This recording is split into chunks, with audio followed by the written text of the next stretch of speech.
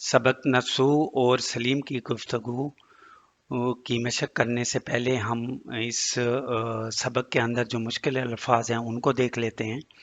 घबरा कर, डर कर, बाला खाने, ऊपर की मंजिल को कहा जाता है। खफा, नाराज, तलब, चाहत या बुलाने को भी कहा जाता है। बाज़ औक़ात हम किसी को बुलाते हैं तो तलब करना बुलाने के मायने में भी आता है। माकूल, मुनासिब। गुंजफा, गुंजफा जो है एक खेल का नाम है जिसमें ज़्यादातर याददाश्त का काम होता है। सबब, वजह, इसरार, जिद करके या ज़बरदस्ती।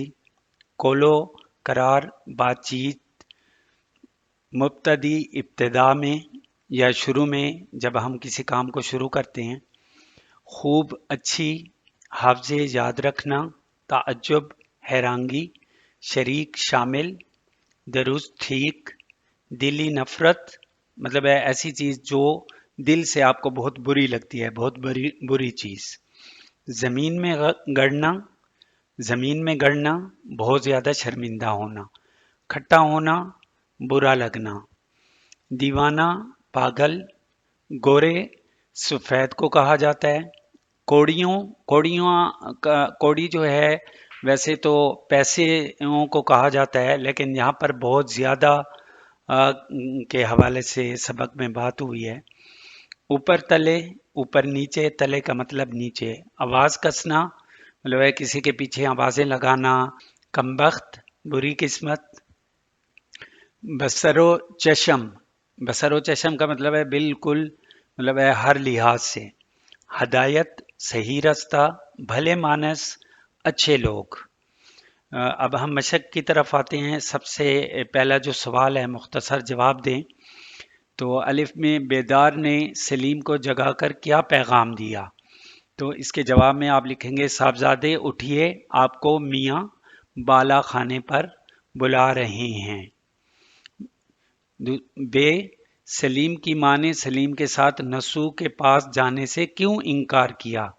नसू जो था उसके वालिद का नाम था, तो सलीम की माँ ने इसलिए इनकार किया था और उसने कहा था कि मेरी गोद में लड़की है, इसलिए तुम खुद जाओ, मतलब है मैंने अपनी बेटी को उठाया हुआ है तो इसलिए मैं ऊपर तुम्हारे साथ नहीं जा सकती।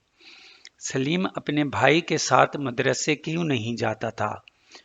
चूंकि उसका भाई इम्तिहान की तैयारी कर रहा था और वो इस वजह से अपने दोस्त के घर जाता था कि दोनों मिलकर इम्तिहान की तैयारी करें, और फिर वो वहीं से ही मदरसे चला जाता था, इसलिए सलीम अपने भाई के साथ मदरसे नहीं जाता था।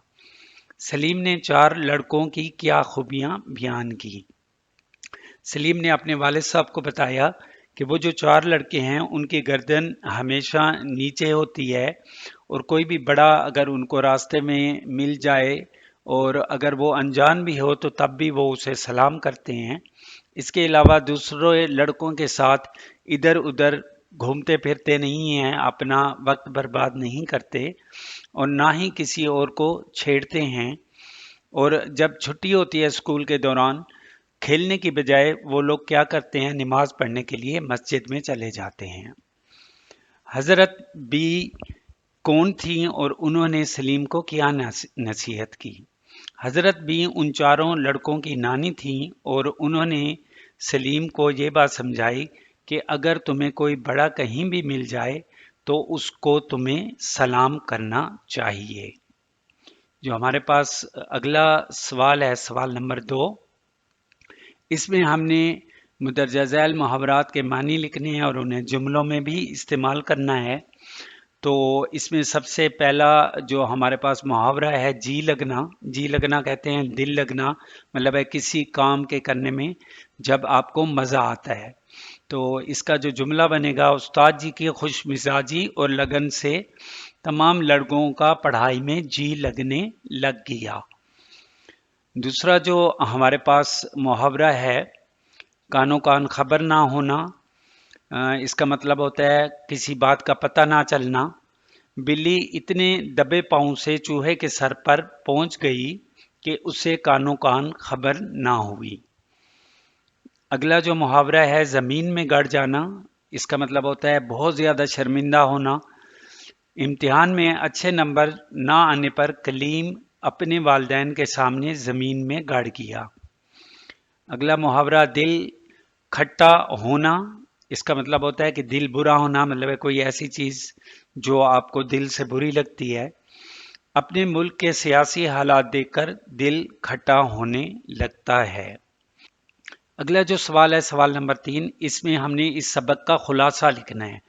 تو اس میں آپ یہ لکھیں گے کہ سلیم کے جو والد صاحب تھے نسو، انہوں نے سلیم کو بلایا کیونکہ سلیم کو وہ دیکھ رہے تھے کہ وہ آج کل کھیلنے کودنے بھی نہیں جا رہا، اور اس کے علاوہ اپنے بھائی کے ساتھ بھی مل کر نہیں جاتا اور ہمیشہ اکیلا رہتا ہے۔ تو انہوں نے اس کو بلایا تاکہ وہ اس کو سمجھائیں یا اس سے پتہ کر سکیں کہ اس کی کیا وجہ ہے۔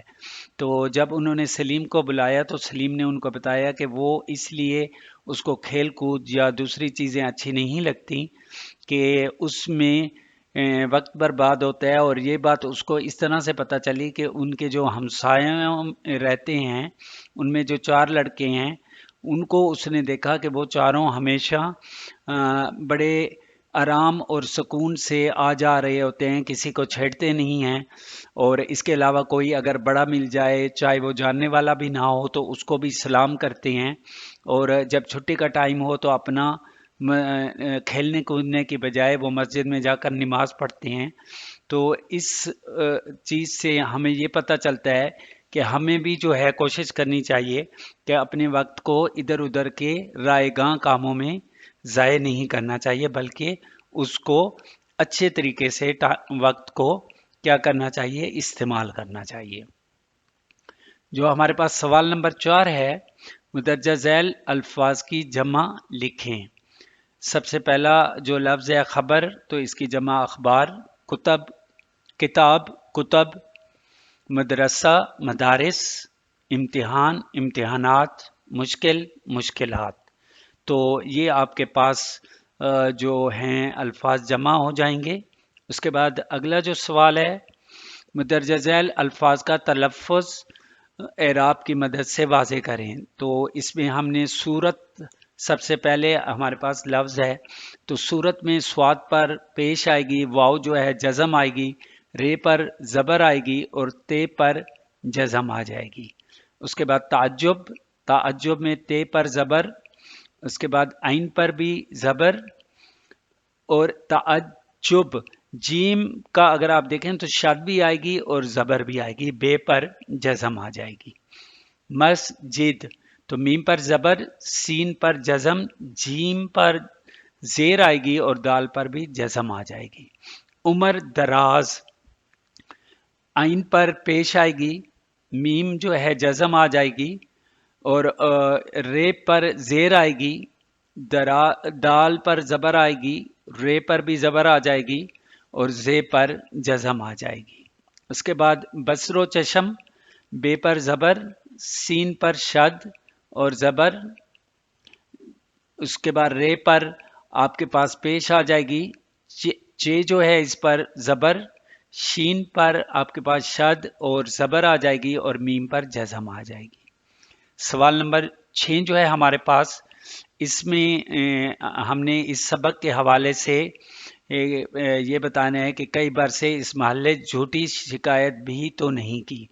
تو اس کا مطلب یہ ہے کہ وہ لڑکے جن کے بارے میں سلیم بتا رہا تھا وہ اتنے زیادہ اچھے تھے کہ کوئی ان کے بارے میں جھوٹی شکایت بھی کسی کو نہیں لگا سکتا تھا کہ انہوں نے یہ چیز غلط کی ہے یا یہ چیز خراب کی ہے۔